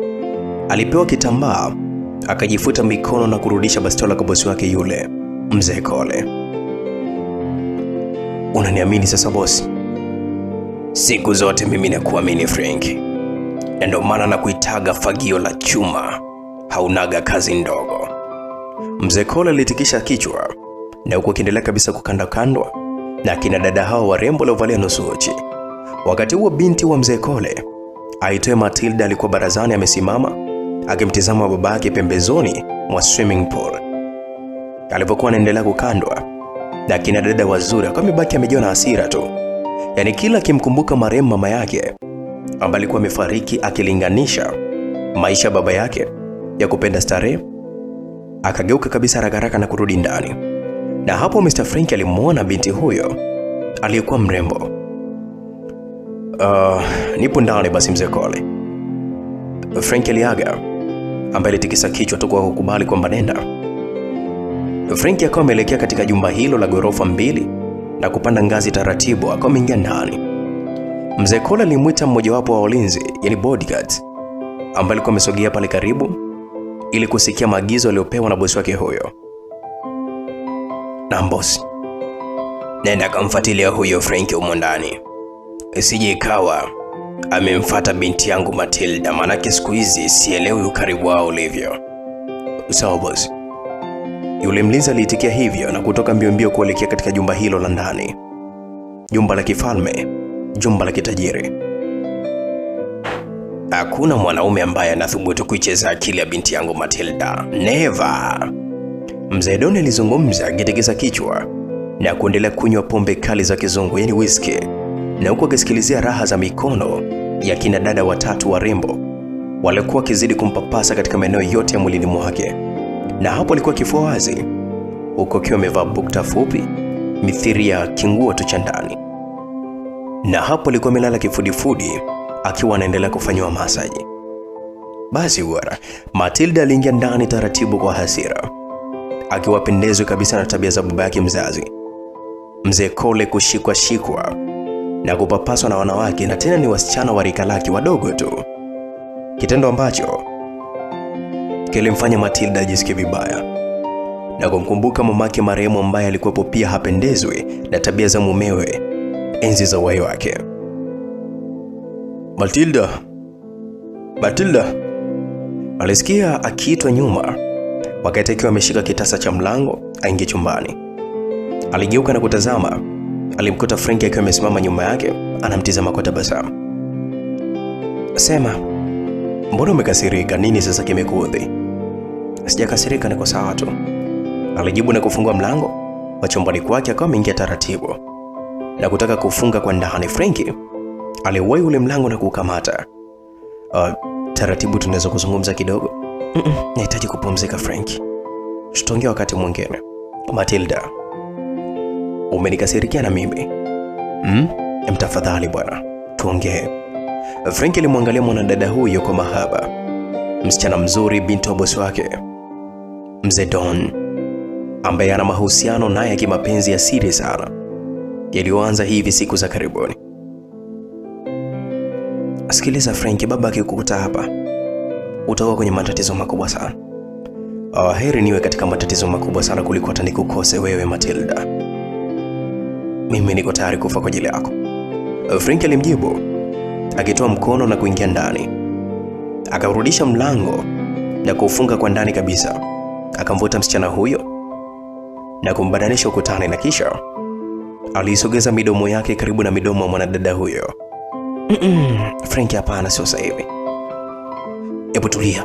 Shh. Alimnyamazisha kwa kumwekea kidole mdomoni na kisha akapeleka midomo yake. Matilda ambaye alikwisha kuanza kumpenda Frankie hakuwa na sababu za kumkatalia kijana huyo. Alipokea midomo ya Frankie, wakaanza kubadilishana ndimi. Na hapo akiwa amesimama ukutani, na huku kijana huyo akianza kumpapasa tena Matilda katika kila kona za mwilini mwake. Muda huo huo, mlango uligongwa bila hata mtu kuzungumza chochote. Wote wawili walisimama na kusimamisha zoezi lao lile. Walitazama mlangoni wakianza kudiscuss, ni nani huyo? Atakuwa amekuja kufuata nini chumbani? Na kuna nini? Embu tuweke pause katika hii sehemu. Tuje upande mwingine wa bidada Lydia. Bado alikuwa yuko busy na gari lake dogo aina ya Toyota IST alionunuliwa na Frankie. Alikuwa akiendelea kulikagua vizuri na huwa akitamani hata angekuwa anaweza kuliendesha kiukamilifu aanze kulitumia. Lakini hakuwa na uwezo huo, ingawa alisomea shule ya udereva, yani driving school, na kuhitimu miaka 2 iliyopita. Kabla hajaingia katika ajira kadhaa za uuguzi, yani unesi, hakuweza kukumbuka chochote wala kuwa na ujasiri wa kuendesha gari kutokana na kutokujishughulisha na habari za gari tangu amalize kozi hiyo. Na kitu kingine, uoga alikuwa nao ulizidi kuchangia kabisa kutokupata ujasiri. Mama yake mdogo Carolina alikuwa amesimama nyuma akimtazama binti huyu, na huku akiwa amebinua midomo. Carolina, yani Lydia, unanichekesha kweli. Umekaa muda wote huo gari unalitolea macho tu kama ugali vile. Kuliendesha hauliendeshi wala unalitizama tu. Kwa hiyo ndio utashiba kabisa kulitazama jamani? Hamna mama mdogo, sema tu ndo hivyo, nimeshasahau kuendesha gari. Yani ningekuwa na uwezo ningeondoka nalo sasa hivi hapa. Haujui tu furaha mimi nilikuwa nao mama mdogo siku ya leo. Yani kwa hiyo Frankie baada ya kukuzi akajua umekasirika, akaamua kuja na gia sasa ya kupatia gari.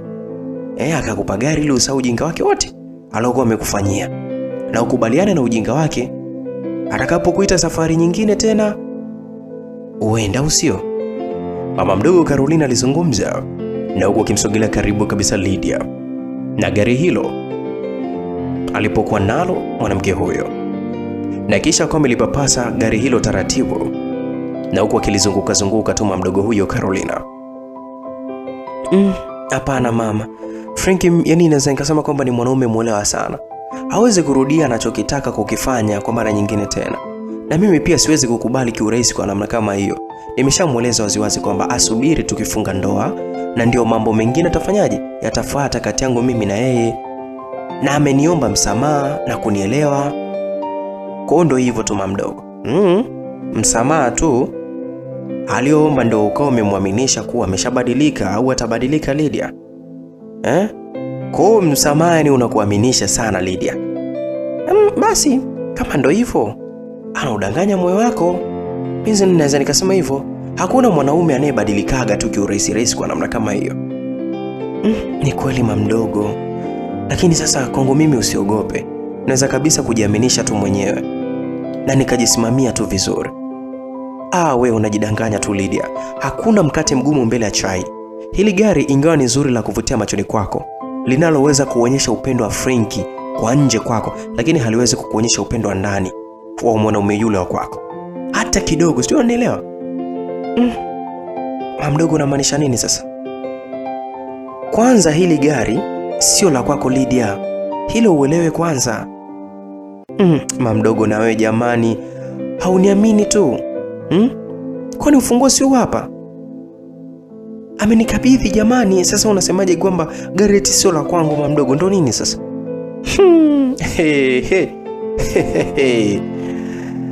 Mwanamama Carolina alicheka kabla ya kujibu swali hilo. Sasa kwa nini unanicheka sama mdogo? Na kushangaa unavyojitapa na unavyojipa imani kwamba gari hili ni la kwako kwa sababu ya ufunguo wa gari uliopewa. Sahau kuhusiana na hilo shogangu. Ufunguo wa gari sio alama kabisa kukufanya uamini kwamba gari ni la kwako. Sahau. Ukitaka kuamini kwamba gari ni la kwako, basi angalia jina lako katika kadi ya gari. Vipi, amekuonyesha hiyo kadi ya gari? Hapana mama mdogo, hajanionyesha. Lydia alimjibu mamake hivyo, ambaye alimsogelea karibu na kumsogezea midomo yake sikioni mwake. Basi hata siku moja usije ukaamini kuwa hili gari ni la kwako. Tazama kwenye kadi kwanza Lydia. Frankie hakupenda na kuchezea tu akili yako. Anataka kupata kila anachokitaka na aondoke basi, alimnong'oneza mama mdogo. Lydia alibaki ni mtu mwenye sintofahamu. Mamake huyo mdogo akanyanyua mabega yake juu na kuondoka taratibu, akimwacha binti akiwa amejawa na maswali mengi sana kichwani. Mama mdogo na yeye akawa ameingia ndani, akipitiliza moja kwa moja mpaka chumbani kwake. Alipofika akawa amechukua simu yake na kubonyeza namba zilizokuwa kadhaa, na kisha akawa amepiga simu na kuiweka sikioni. Bosi wangu, niambie. Kuna kazi nataka nikupatie, ila nataka uifanye kwa makini sana. Kazi gani hiyo bosi?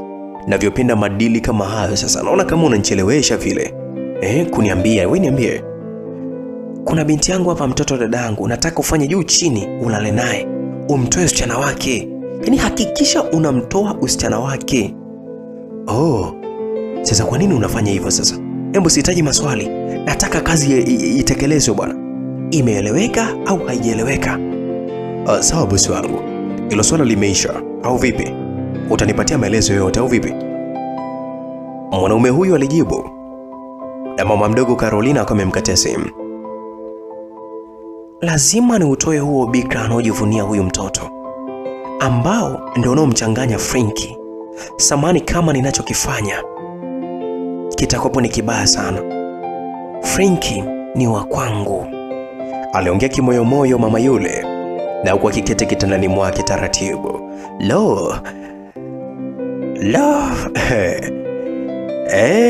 Mama mdogo Carolina amekwisha kuamua la kwake. Sasa ndani ya jumba la mzee Cole, yani Mr. Don, tunapata kumwona msichana Matilda, binti wa pekee kabisa wa mzee huyo. Alikuwa chumbani kwake na kijana Frankie, wakiwa wamesimama ukutani baada ya kusimamisha zoezi lao hilo la kupeana ndimi. Na hiyo ni kutokana na mlango wa chumba hicho kugongwa. Alikuwa ni nani? Wakaanza kujiuliza. Atakuwa baba Frankie kajifiche. Nikajificha wapi? Bafuni kwangu, alimwambia kwa haraka haraka. Kweli Frankie akawa ameelekea katika chumba cha bafu la ndani la msichana huyo, na kuingia na huku Matilda akiufuata mlango na kufungua.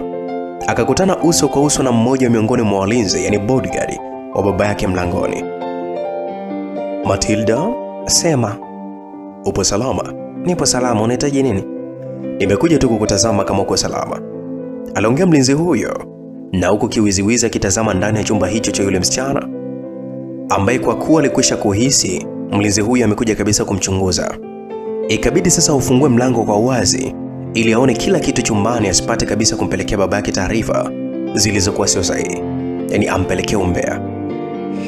Niko salama, nimepumzika, sitaki usumbufu. Okay, sawa, samahani, endelea kupumzika, mlinzi yule alimwambia hivyo Matilda. Matilda akawa amefunga mlango kwa ndani kabisa kwa ufunguo, na akamfuata Frankie mule bafuni. Akawa ameingia. Wakati huo yule mlinzi bodyguard wa baba yake yule alikuwa hajaondoka bado, amesimama pale mlangoni. Amechukua kikopo maalumu cha kutega sikio na kujaribu kabisa kusikiliza kinachoendelea kabisa kule chumbani kwa msichana huyo, akiwa bado hana imani na Frankie kwamba kweli hatakuwepo katika chumba cha yule binti, mtoto wa bosi mzee Don. Vipi, ni baba yako yule? Hapana, ni mlinzi tu wa baba. Anasemaje? Amedai tu alitaka kujua hali yangu. Toka lini walinzi wa baba wakawa kabisa wanakuja kujua hali yangu chumbani? Lazima babako atakuwa ameanza kunichunguza kama nipo nawe Matilda. Kwa makini Frankie, si unajua babangu alivyokuwa? Si mtu mwenye huruma, anaweza kukufanya kitu chochote kibaya. Namjua kuliko hata wewe unavyomjua wewe, Frankie alimwambia msichana huyo, na huku akimtizama kwa macho ya uchu. Wakiwa wamesimama bafuni, akawa amesogeza midomo yake katika midomo ya msichana huyo, ambaye naye alipokea midomo hiyo. Wakaanza kubadilishana ndimi, na taratibu na mikono ya huyo kijana ikiendelea kuzunguka katika mwili wa binti huyo. Ikagusa kifuani, akawa amelishusha gauni lililokuwa lina mabega wazi kabisa msichana huyo, usawa wa chini kabisa kifua, na kuacha kifua chake chote kibichi kiwe nje. Basi bwana, binti pumzi zake zikaanza kubadilika. Akawa amejikuta ameanza kunyanyua miguu yake pasipo hata kutarajia. Msikilizaji, waliendelea taratibu kabisa kupeana maandalizi ya kuhitaji kushiriki tendo la ndoa. Walijitahidi kupeana mipapaso mingi kulikweli. Baada ya binti kupata msisimko wa kuhitaji kuendelea na lile tendo, akawa amejikuta Mr. Frankie amepumzika katika lile zoezi, amesitisha, na huku akimweka vizuri gauni lake. Binti akamshangaa, akamuita, Frankie, imetosha Matilda, wacha niende. No Frankie, unaniachaje katika hali hii sasa? Na hapo Matilda alimkamata mkono kijana huyo na kumzuia asiondoke. Kama baba yako ameshaanza kunihisi mimi vibaya na kutuma watu kunipeleleza, unadhani kwamba mimi nikibaki humu kwa muda mrefu nitakuwa salama Matilda? No Frankie, stay with me here. Mwanadada huyo alimshika mkono Frankie na kumvuta kwa nguvu kifuani mwake. Manake tayari alikusha kupandishwa katika milima ambayo alitakiwa kupata support ya kushushwa. Hivyo basi kijana hakutamani kuachiwa hivi. Alihitaji msaada. Matilda, usifanye hivyo bwana. Nitakuwa humu ndani ujue kwa muda mrefu. Itatafutwa sana. Na wakinitafuta nikiwa sionekani utaipata kesi. Nitapigwa risasi, maisha yangu mimi yaweze kukomea hapa Matilda. Embo usiondoke please Frankie, I love you and I want you. Take everything you want for me. Nakupenda. Alimwambia Frankie, na huku akifungua vifungu vya gauni lake hilo na kisha kulitupa chini. Alimbananisha Frankie asitoke humo ndani, kijana ambaye alikuwa anatamani kabisa waendelee na michezo michafu. Michezo ambayo alikwisha kuianzisha, lakini sasa ilimuia wakati mgumu kweli, sababu ukimya wake wa kutokuonekana ndani ya jumba hilo ungesababisha ajulikane kwamba yupo chumbani kwa msichana huyo ambaye angesababisha maisha yake kuwa hatarini. Frankie hakuwa na namna zaidi ya kurudi kifuani kwa binti huyo. Wakaendelea kubadilishana ndimi, na tena kwa mara nyingine tena. Matilda, abe Frankie? Matilda alijibu kwa sauti ya chini sana ya kudeka sana. Unanipenda? Nakupenda sana Frankie. Bahati nzuri na mwenyewe unajua. Okay, sawa. Kama unanipenda utayalinda maisha yangu. Nikwambie tu kitu mpenzi wangu Matilda. Niambie Frankie. Leo usiku nataka tutoke wote wawili humu ndani. Mimi nitatangulia na kisha wewe utatoka humu ndani utanifuata. Jamani Frankie, baba hata uniruhusu. Sasa kama kweli unanipenda utafanya hivyo. Na utafanya kila namna utoke humu ndani. Twende nje tukale maisha wawili tu mimi na wewe. Tukajilambe, Humu ndani utasababishia mimi matatizo. Utasababisha mimi ni uwawe na babako. Frankie alimwambia msichana huyu wa miaka kama 18 tu. Yaani alikuwa bado ni binti mdogo, licha kwamba ndo umri wa mtu kuhesabika kwamba ni mtu mzima. Sasa mimi nitatokaje humu ndani? Matilda alimuuliza mwanaume huyo aliyemzidi miaka 10. Ni jambo dogo tu. Ingawa ulifanya kwa makini sana, ni hivi. Frankie alimnongoneza msichana huyo. Na kisha katikisa kichwa kukubaliana naye. Na kisha wakabusiana taratibu. Na kisha Frankie akawa ametoka bafuni mpaka sebuleni na kwenda kufungua mlango taratibu akitafuta namna ya kutoka katika kile chumba. Mlinzi akawa amerudi kwa mzee Don baada ya kumkosa kijana Frankie ndani ya jumba hilo, kama alivyotumwa kwenda kumfuatilia. Boss? Baby, yuko wapi Frankie? Sijamuona ndani. Nimemtafuta kote mpaka chumbani kwa binti yako hayupo. Ameenda wapi? Kwani si ameingia ndani humo? Sasa inakuwaje haonekani? Umemwangalia huko chumbani kwa binti yangu vizuri? Sijammo. Lakini kabla mlinzi hajamalizia kuzungumza, boss, Frankie alisikika na huko akijibu taratibu. Mzee Doni akawa amegeuka kumtazama kijana huyo alikuwa anamwamini sana katika biashara zake kuliko hata wote miongoni mwa vijana wake. Ulikuwa wapi Frank? Chooni bwana, tumbo la kuendesha ndugu yangu linanisumbua sana. Kwa hiyo limenisokota. Na hapa nipo nataka nitoke nielekee pharmacy kidogo au hospitali. Maana najiona kama niko vibaya. Nikadhani bado upo bwana. Hapana bosi, nawahi tu nyumbani. Kuna majukumu nenda kuyakamilisha. Basi vizuri. Asubuhi wahi bwana uwanja wa ndege. Kuna mtu kutoka China anakuja na mzigo mkubwa sana wa cocaine. Kwa hiyo nataka ukasimamie uhakikishe unafika salama mzigo bila askari yoyote kugundua. Sawa bosi. Hilo limeisha. Na Frank akomitikia na kuondoka taratibu. Akawa ametoka getini taratibu. Na huko akifunguliwa na walinzi. Muda huo Matilda alibaki ndani chumbani akiwa amejitupa kitandani. Akigaragara tu kitandani baada ya kuachwa njia panda akiwa na mzigo wa hangover ya mahaba. Alijipapasa papasa tu. Aliingiza mikono mwenyewe na kujikamata huko ndani kunako. Eti aliachwa na hangover ya mapenzi. Basi bwana, hebu tutoke huko tuje katika upande mwingine wa pili. Na hapa tunapata kumwangalia bibie Lydia. Ilikuwapo ni nyakati ya usiku. Ili majira saa 1 hivi kuelekea saa 2, bidada Lydia akiwa anajiandaa kutoka ndani majira hayo ili elekee kazini. Akiingia zamu au shift ya usiku kama kawaida. Akawa anaelekea katika kituo cha pikipiki, yani bodaboda. Lakini kabla hajafika mbali, pikipiki ikaja. Ikasimama miguuni kwake. Hey, dada mambo, safi tu. Unaelekea wapi mrembo? Kazini. Alimtajia eneo. Okay, basi poa, panda twende basi. Jamaa huyo alimwambia. Na Lydia akawa amesita kukubaliana na huyo dereva.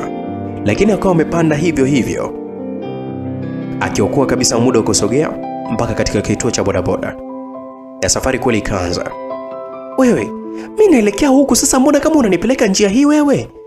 Hii njia ni ya mkato dada, hata usijali, wewe nisikilize tu hivi. Mimi si ndo dereva bwana. Jamaa alimjibu Lydia na huko akiwa amenyamaza tu bibie. Kwa dakika kadhaa akisubiri kuiona njia hiyo ya mkato ambayo hataifahamu na hakuwahi kabisa kupita. Na ndipo aliposhangaa pikipiki inaelekea njia ya bondeni na tena vichakani. Wanipeleka wapi kaka wewe? Hebu tulia bwana, hivyo hivyo. Tulia. Ukithubutu kujirusha utaumia. Kaa kimya. Dereva huyo alijibu akiongeza mwendo mkali sana wa pikipiki.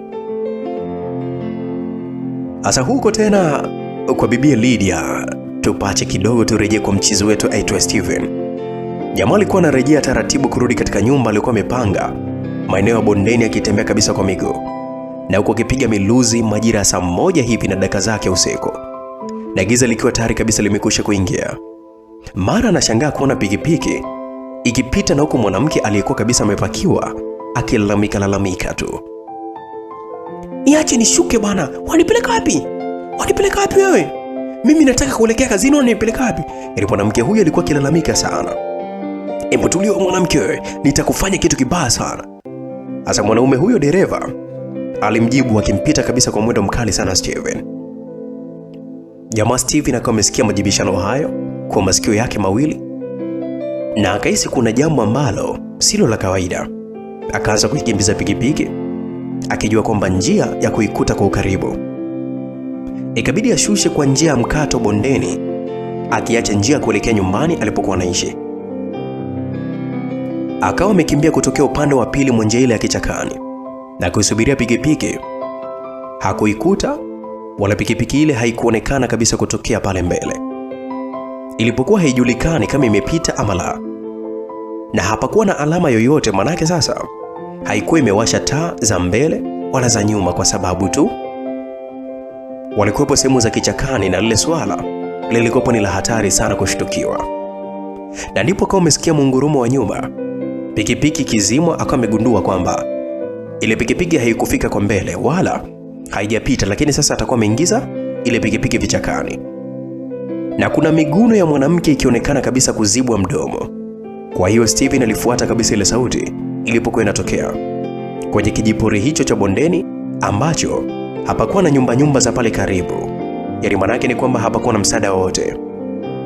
Hebu nimekwambia niache. Mwanamke yule alikuwa analalamika sana, akionekana kuzibwa midomo. Hebu tulia mwanamke wewe.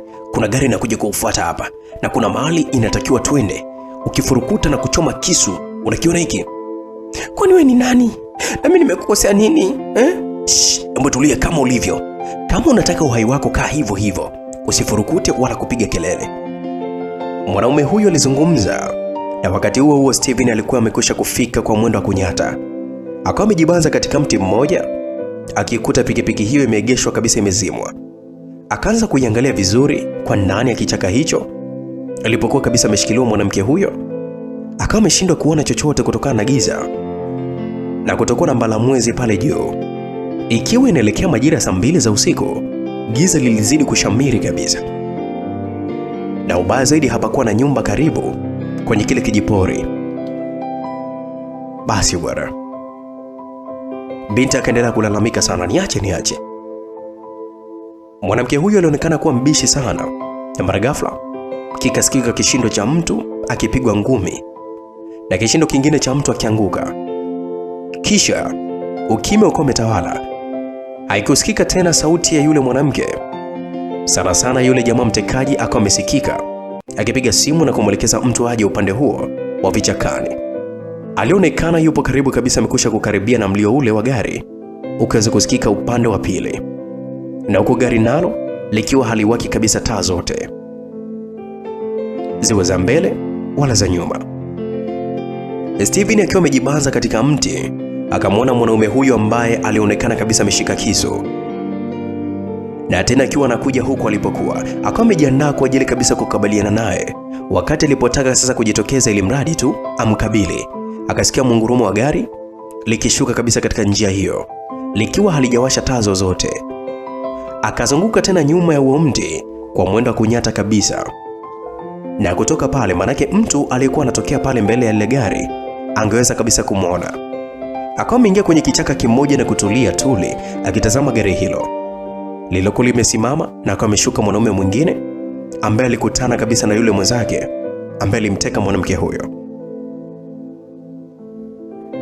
Vipi? Mwanamke mwenyewe yuko wapi? Alikuwa ananipigia makelele tu na kunisumbua, mimi nimemtuliza. Haujamuumiza kweli wewe? Manake bosi alisema siumizwe. Hapana, sijamuumiza, nimemzimisha tu kidogo. Vizuri. Hakuna mtu aliyekuona wala kukufuatilia kwa nyuma? Hakuna. Basi sawa. Twende tumbebe pale haraka tumpakize kwenye gari alafu tuondoke. Aliongea mwanaume huyo. Wakawa wameongozana, na huko Steven akiwatazama tu. Akawa ametoka alipokuwa amejificha na kwenda kujibanza ubavuni mwa gari lao.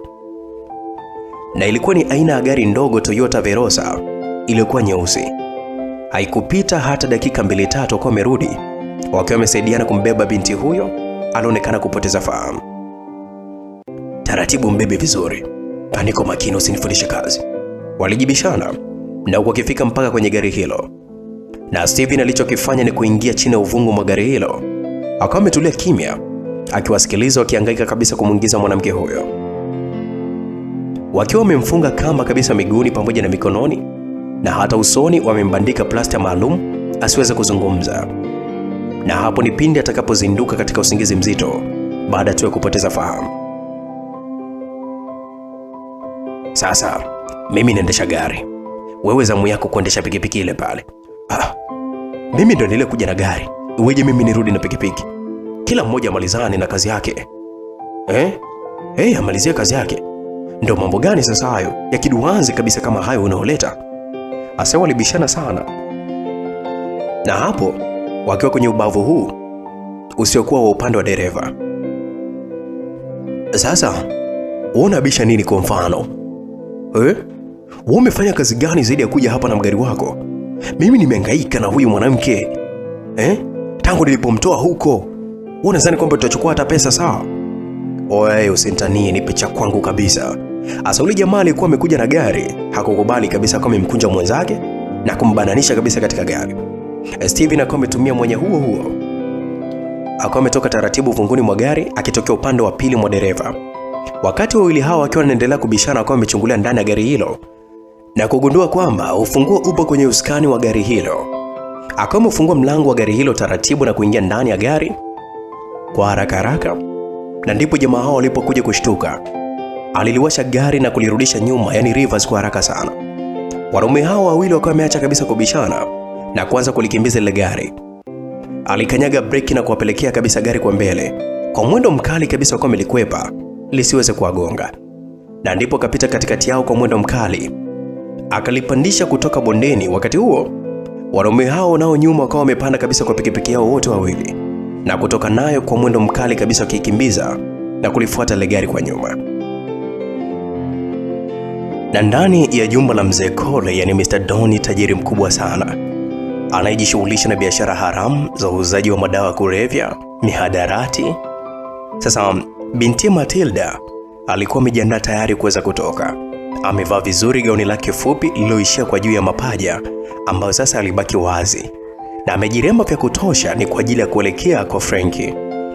Akawa ametoka tayari kwenda nje akiwa na mpango wa kutoroka ili atoke ndani ya jumba hilo ambalo kwake ni marufuku kabisa kutoka nje, na yoyote ni kutokana na hatari ya kuwindwa na magenge ambayo ni maadui wakubwa sana wa genge ambalo linaloongozwa na babake huyo. Kwa hiyo bibi alinyata taratibu na kujibanza ukutani kwa kujificha sionekane na vijana wafanyakazi wa mule ndani, wa kike na wa kiume, na hata wale warembo walikuwa wanafanya kazi za upishi pamoja na usafi, na huko wengine wakiwa ni mahawara wa baba yake huyo. Kwa hiyo binti akafanikiwa kwenda mpaka barazani, akilitizama gari dogo tu aina ya jipu la wazi lililokuwa limefunikwa kwa juu. Gari la Kijerumani la mamilioni ya pesa alilokuwa amenunuliwa na baba yake kama zawadi ya happy birthday alilokuwa amepitia. Sasa ile ananyanyua tu mguu akashtukia ameshikwa begani.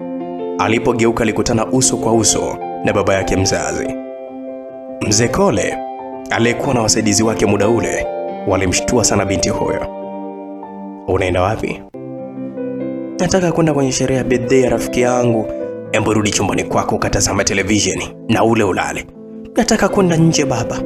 Sitakuruhusu, ni hatari nje na tena usiku. Kwani mimi ni mtoto wako au ni mfungwa wako baba? Niambie, mbona kama unanyanyasa sana kunifungia tu humu ndani kama mfugo? Lakini kabla hajamalizia sentensi, alishtukia kofi zito likitua katika shavu lake. Akaona nyota hewani kweli huyu binti. Nafanya hivi kwa ajili ya usalama wako. Sawa Matilda, usiniendesha akili yangu we mtoto, bado ni mdogo sana, hauelewi. Babake alimwambia kwa ukali, na huku akimnyoshia kidole, na huku uso wake ukiwa umebadilika, umekuwa mwekundu kwa hasira.